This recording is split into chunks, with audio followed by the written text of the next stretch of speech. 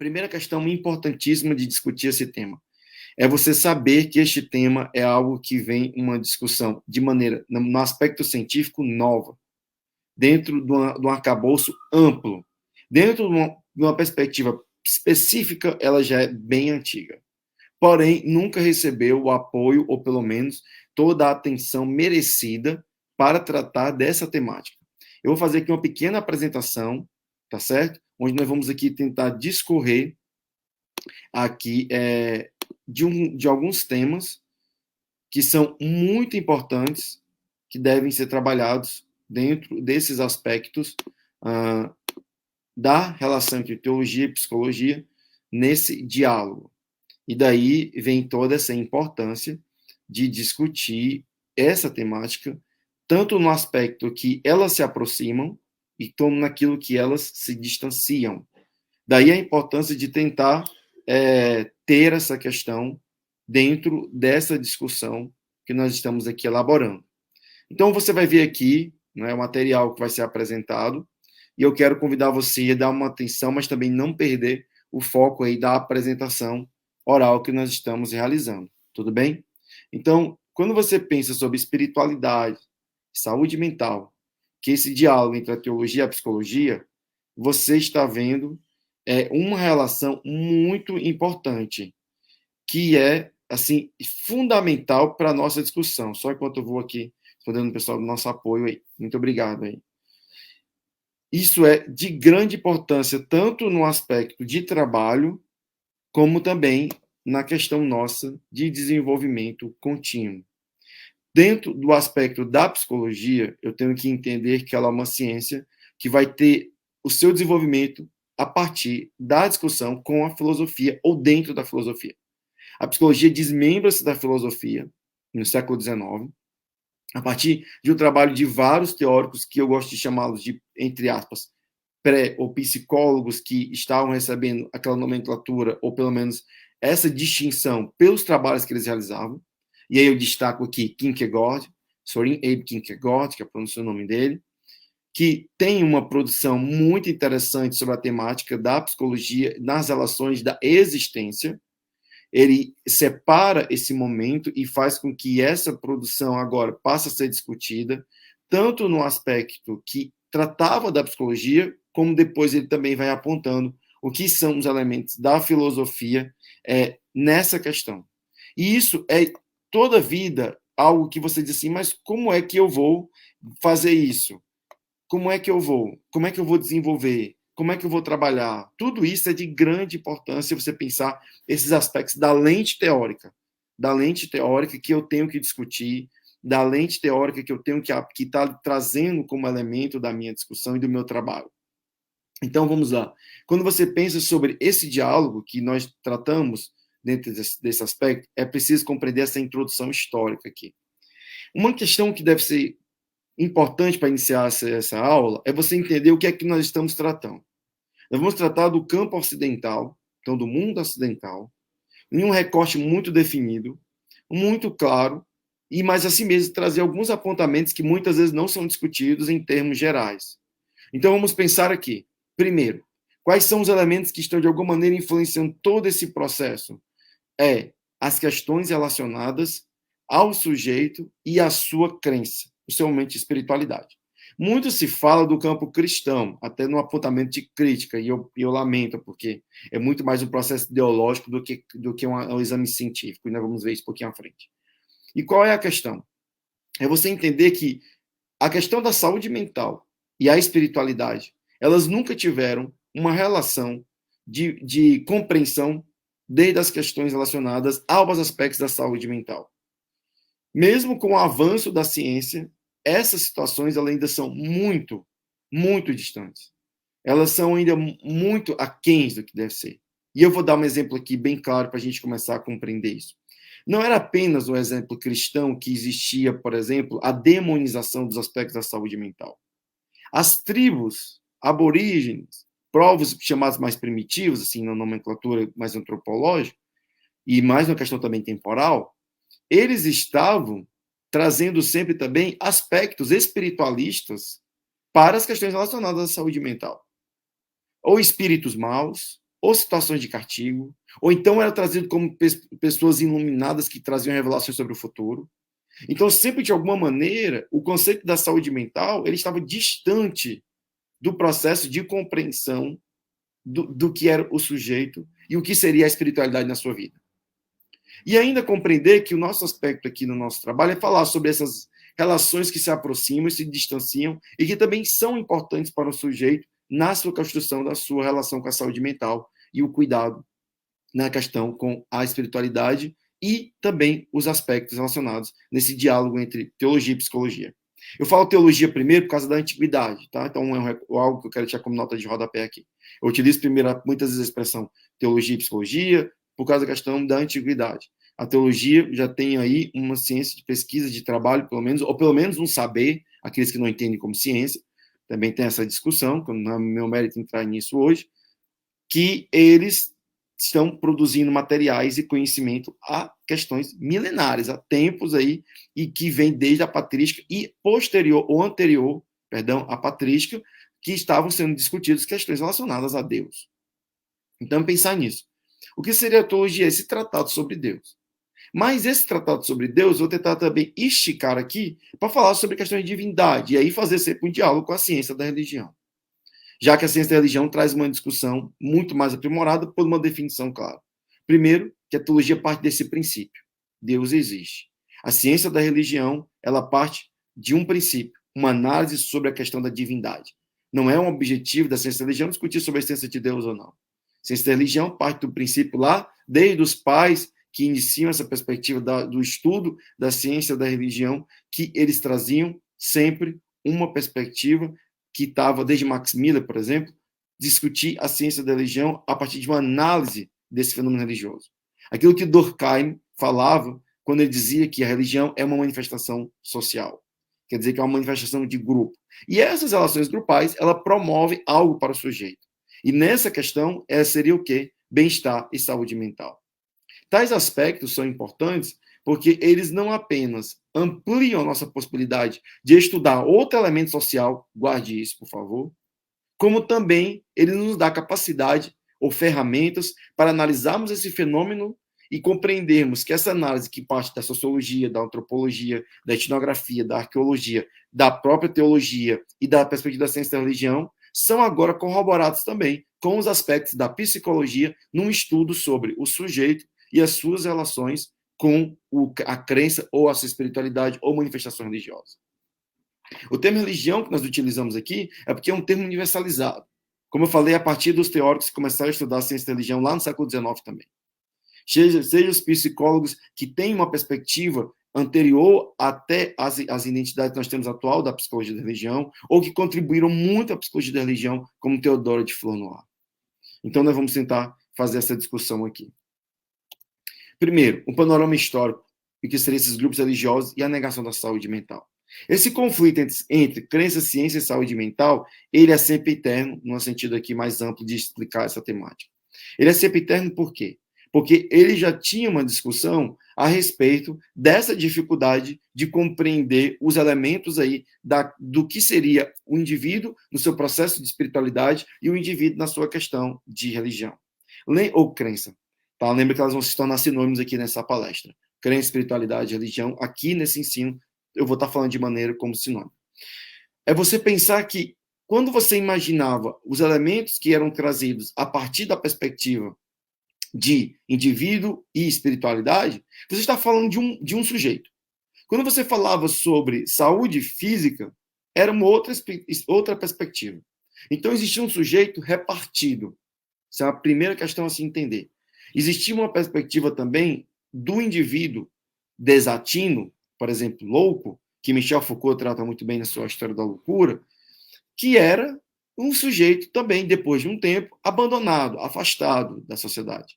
Depois, aí, com Pinel, é que nós vamos ter essa revolução também, ou início, pelo menos, dessa revolução, mesmo que seja com práticas que nós hoje não temos como regra da nossa vivência no fazer, na promoção da saúde mental em espaços institucionalizados, mas é um início que começa a ter ali uma discussão e um estudo sobre a questão dos desatinos e a saúde mental.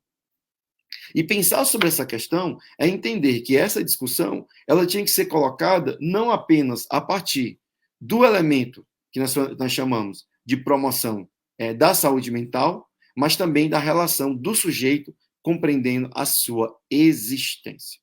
Então, era algo que estava transpondo a questão da existência. Era algo que estava vencendo a questão da saúde mental. Era algo que estava transpondo todo tipo de dualismo, bipolar, de conceitos, vamos chamar assim, duplos ou triplos dessa divisão repartista, onde o sujeito é repartido e ele é analisado a partir de todas essas perspectivas, que elas são muito distantes dentro da relação onde nós, como indivíduos, temos que ser percebidos que como seres integrais. É preciso nós já rompermos isso aqui. Compreendemos que essa relação, ela supera toda essa desenvoltura ou essa questão aí desse sujeito e essa relação com o meio. Né? Pensar esse sujeito sempre a partir da sua necessidade de vivência, de prática, de experiência, de compreensão, de aprendizado. Então, isso é muito importante. Um fator a ser discutido dentro desse elemento é pensar que, quando eu analiso o indivíduo na sua totalidade, então eu compreendo tudo o que faz parte da sua vida, tudo o que é importante, tudo que constrói a sua relação, tudo aquilo que leva ele a ter uma compreensão daquilo que ele traz dentro do seu construto social e tudo aquilo que é formador ou contribui para a construção da sua subjetividade. Esses elementos devem ser estudados a partir dessa relação entre uma análise do sujeito e as suas questões de crença. E qual é a questão importante aqui? É que quando você pensa sobre esse panorama histórico, sobre a ciência da religião, sobre a psicologia da religião, sobre a espiritualidade e o diálogo com a teologia, primeiro, já existia um distanciamento, não existia relação nenhuma. Ou a relação era muito pequena. Ela era quase, vamos dizer, era de verdade quase ela era imperceptível e não tinha relação também no sentido de produção acadêmica científica. Depois você vai ter o segundo elemento, que é que eu penso como elemento primordial também, que é a relação dos grupos religiosos e a negação da saúde mental. Essa questão também é muito importante, porque você vai encontrar, desde as questões religiosas mais próximas ao nosso tempo, eu falo aqui, por exemplo, de pentecostais, neopentecostais, aqui que eu também posso citar aqui grupos aí religiosos que não são cristãos, e aí você vai encontrar também dentro de grupos mais antigos, que tinham sempre essa perspectiva, como eu falei no início, de tratar a saúde mental como uma questão de espiritualidade relacionada a seres malignos. E, em poucos aspectos, como indivíduos iluminados que traziam algum tipo de revelação do futuro. E isso, para nós, ou outras questões também sobre o sujeito que estava ali buscando ajuda nesses oráculos, né, que são também expressões que eram muito utilizadas. E essa questão, ela deve ser discutida porque ela trata desse aspecto, do aspecto do sujeito, do aspecto da construção do indivíduo, do aspecto do conhecimento dele, como essa pessoa lidava, como ela estava nessa realidade e como é que ela enxergava essa visão de mundo e essa perspectiva ou de experiência, vamos chamar assim, uma expressão aí muito bem platônica, uma perspectiva que estava suprassensível, estava além, na perspectiva da patrística meta, né? Então, estava muito além das perspectivas humanas. E existia essa divisão, e essa divisão nunca contribuiu muito para o desenvolvimento e a análise desses elementos da espiritualidade e da crença. Outra questão importante é saber que essa relação ela conseguiu romper um muro, mas esse muro não é um bom sinal. Vamos dizer assim, é uma situação que você tem aí que ela não é tão agradável, e esse muro, o que seria, que eu acho que ela é uma questão que aconteceu não apenas uma vez, mas ela veio a se relacionar, que é também o campo da ciência e a espiritualidade, porque no campo da ciência, do saber acadêmico, houve uma negação de estudar a espiritualidade, as religiões, né, e a relação com a saúde mental. E aí já seria o terceiro aspecto, que é muito importante. Pensar sobre isso é você entender algo que é de grande valia para nós na atualidade. Quando você pensa isso, você pensa, poxa, aqui é que está o grande toque, assim, desculpa a expressão sentir, mas de maneira mais popular, mais coloquial, mas essa é a maneira de explicar que é onde está a sacada da relação de negação, principalmente dentro do nosso solo brasileiro, vamos falar do nosso terreno aqui, da espiritualidade e a sua ausência de estudo na academia por muitos e muitos anos. Primeiro, se pensava essa negação sobre uma questão que ela era, vamos dizer assim, ruim. Você pensava, não, mas não tem nada para falar sobre a questão de Deus, ou pelo menos sobre a questão do sujeito.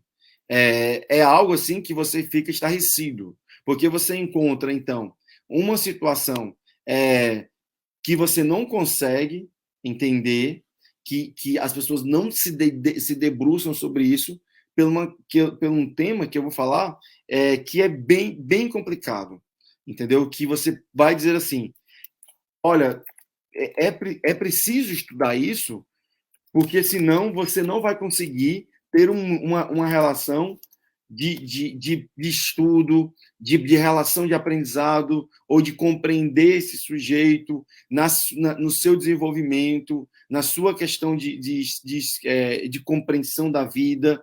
E isso não tem como a gente fazer uma discussão apurada se não for a partir dessa tratativa de analisar o indivíduo e a compreensão da espiritualidade como algo importante.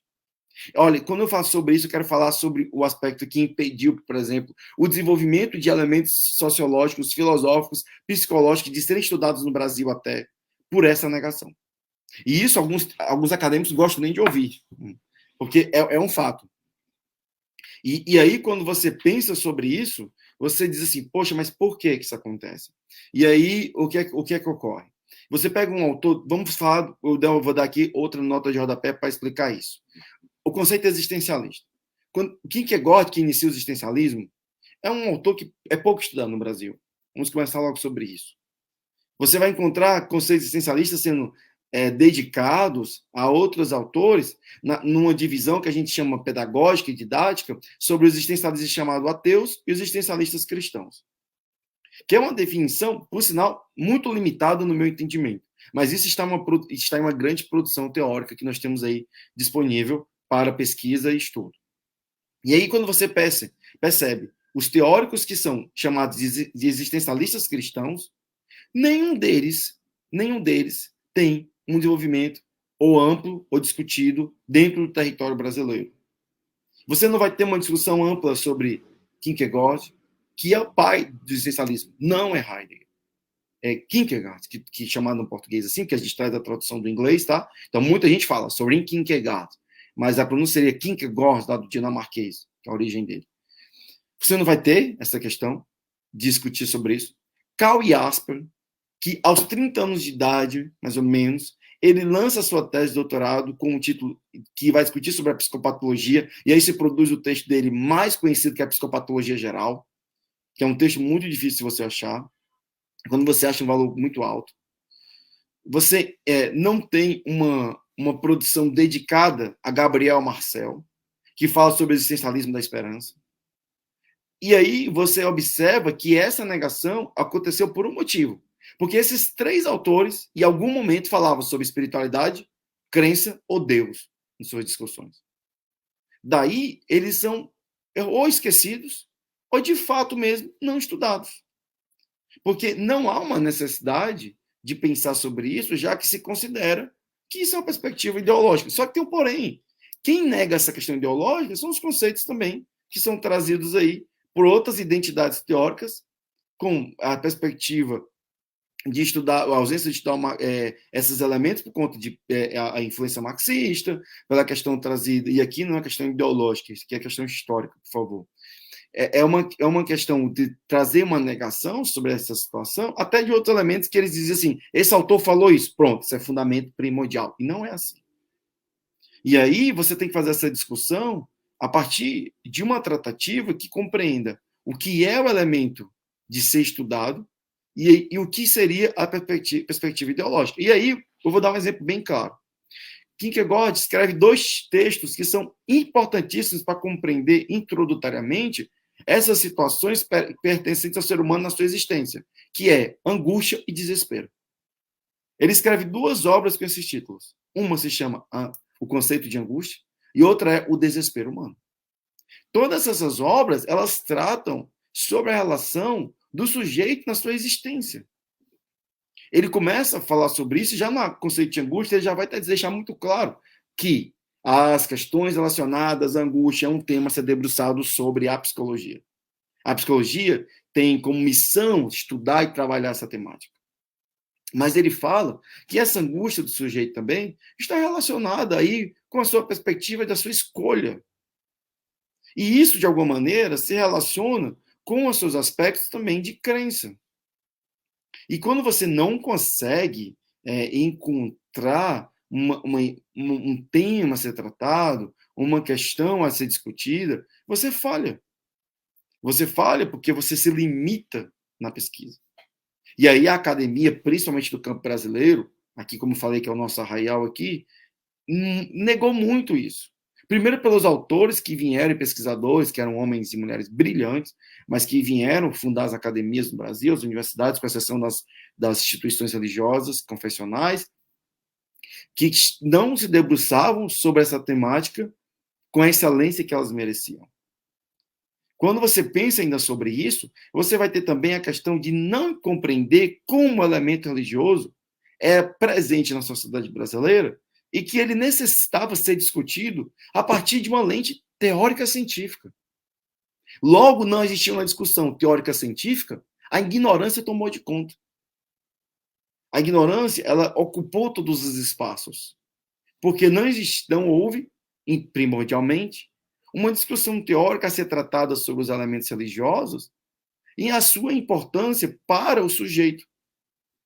E aí você tem, então, um conflito constante entre a academia e os aspectos da crença.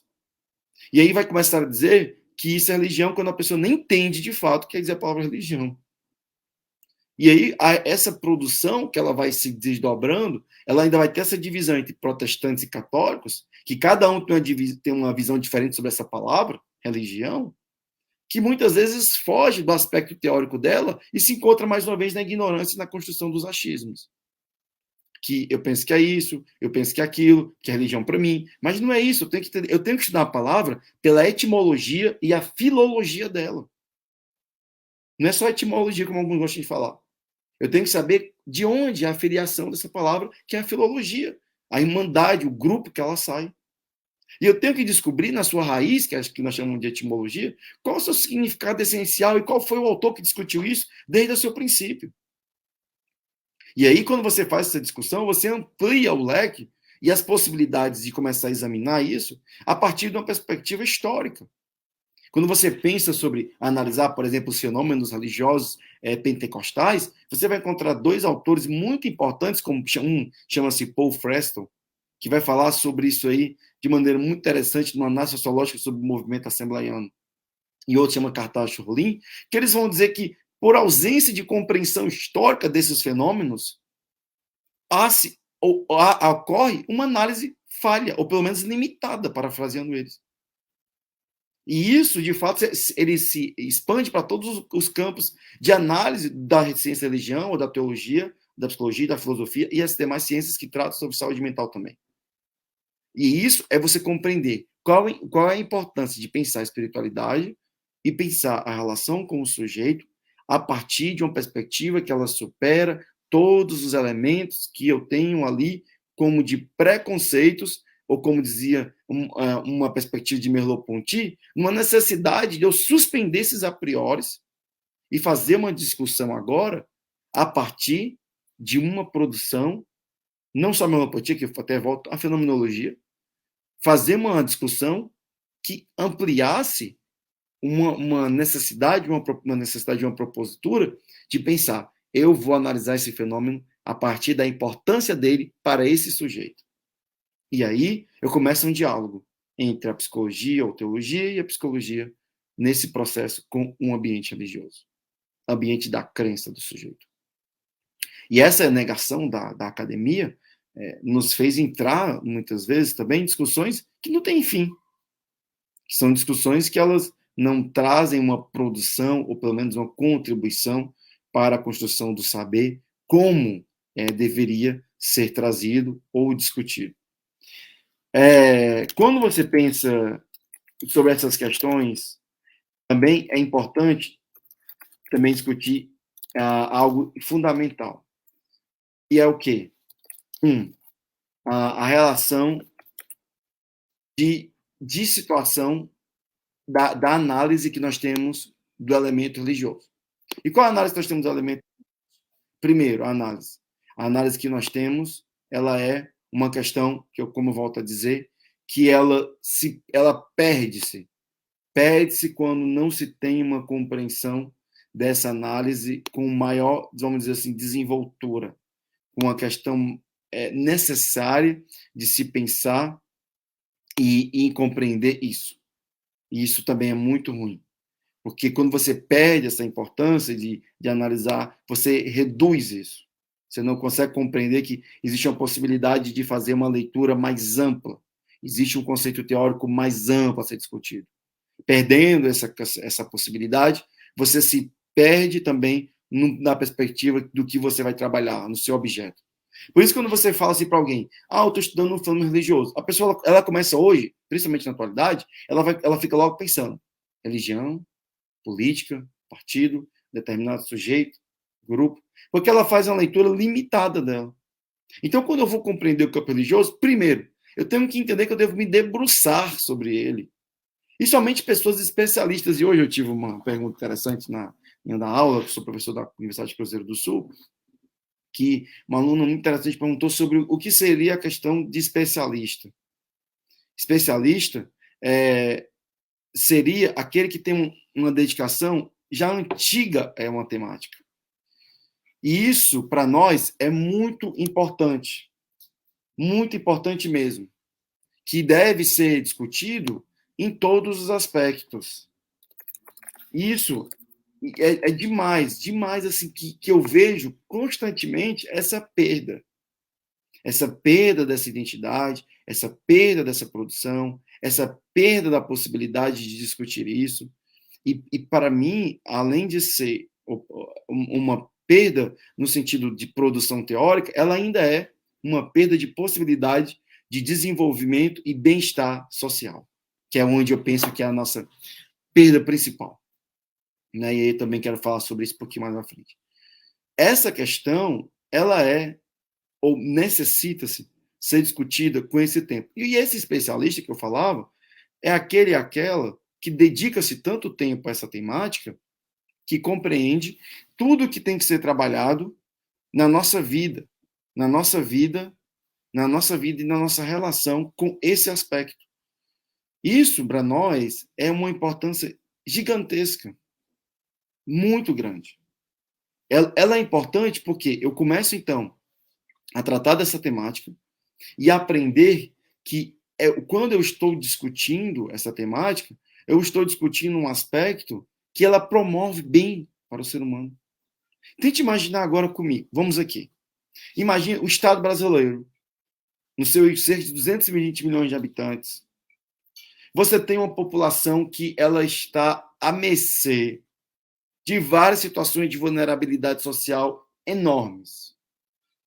Você tenta imaginar que essas pessoas não têm acesso psicológico, elas não têm acesso à saúde, elas não têm um apoio emocional, elas não conseguem fazer uma discussão a respeito dessa questão de dizer assim, olha, eu estou aqui e eu necessito, eu preciso trabalhar a minha vida nos aspectos emocionais, psicológicos, de apoio.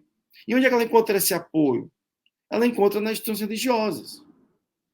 Ela encontra dentro de uma igreja, no terreiro de Umbanda, do centro espírita. Ela vai encontrar esse apoio com grupos carismáticos, na igreja católica.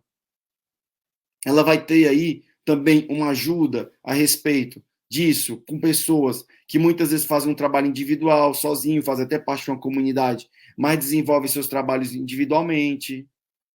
Essa pessoa vai ter um apoio também de pessoas que estão dentro da comunidade religiosa, mas saem das paredes, estão ali constantemente, ou dos espaços aí de culto, e vão ali constantemente buscar realizar esse apoio. Observa que todas essas pessoas, elas precisam de apoio. E onde é que elas vão encontrar? Dentro desses espaços. E aí, quando eu faço uma negação de estudar esses espaços, eu estou dizendo que tem uma parte da humanidade que eu não vou estudá-la. E aí, eu quero que vocês entendam que existem elementos que são universais na sociedade. E um dos elementos universais é a crença. Tem um autor que eu sempre cito nas minhas aulas, que é a Anida. A Anida escreveu um texto chamado Antropologia Cultural. No Brasil, é traduzido por uma autora chamada Bárbara Bundes. É um livro bem pequeno. Ele foi um antropólogo, estudou também arqueologia e fez pesquisas do mundo inteiro, literalmente. Ele, nos seus textos, parafraseando ele vai dizer que teve já experiências com vários grupos das mais variadas crenças. E tanto na pesquisa da contemporaneidade, eu falo na pesquisa na época dele, né?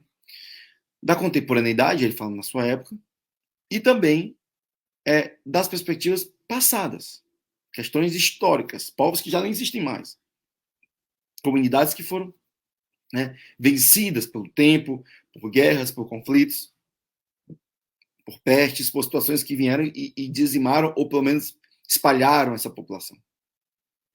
Só que os registros históricos permanecem.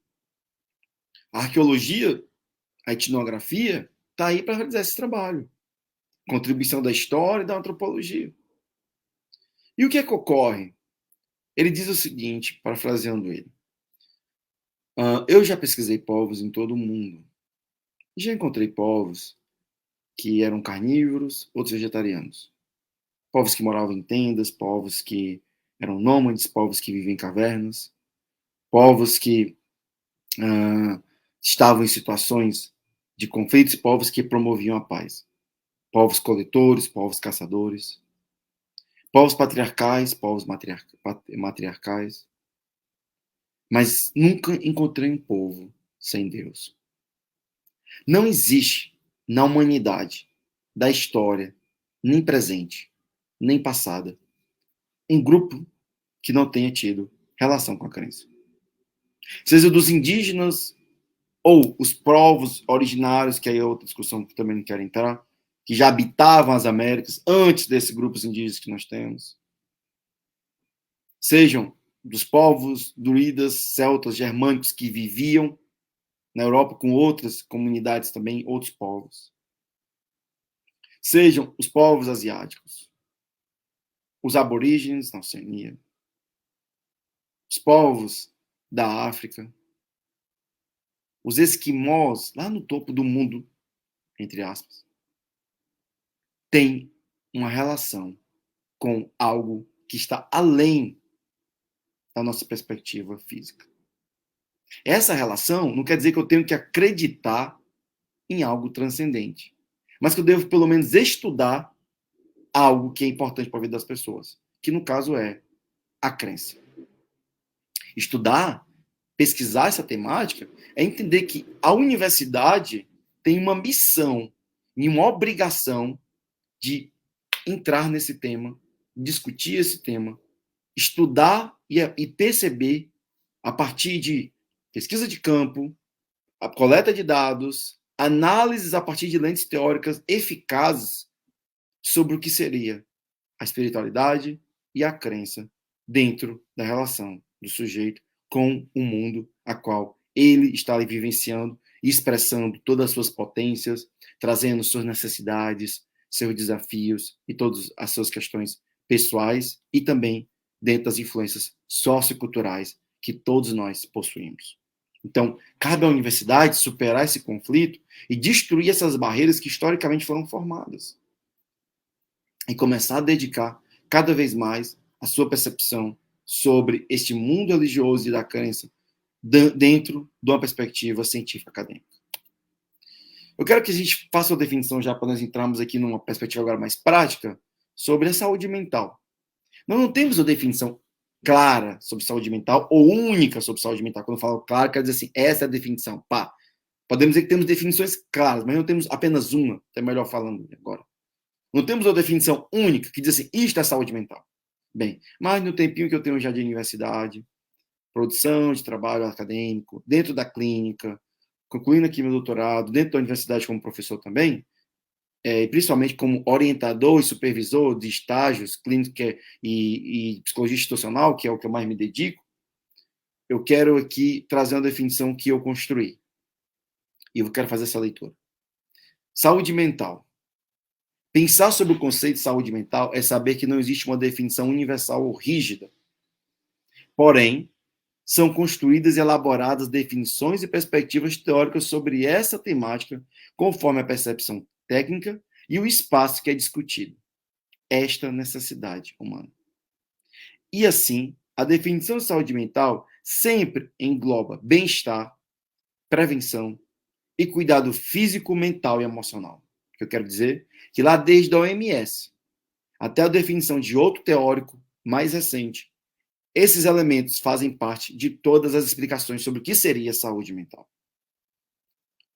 E quando ainda continua ampliando, diz assim, a partir desta tríade, considera que a saúde mental é a capacidade de sensação de bem-estar físico, psicológico e o desenvolvimento de novas aprendizagens no enfrentamento de adversidades, problemas e desafios.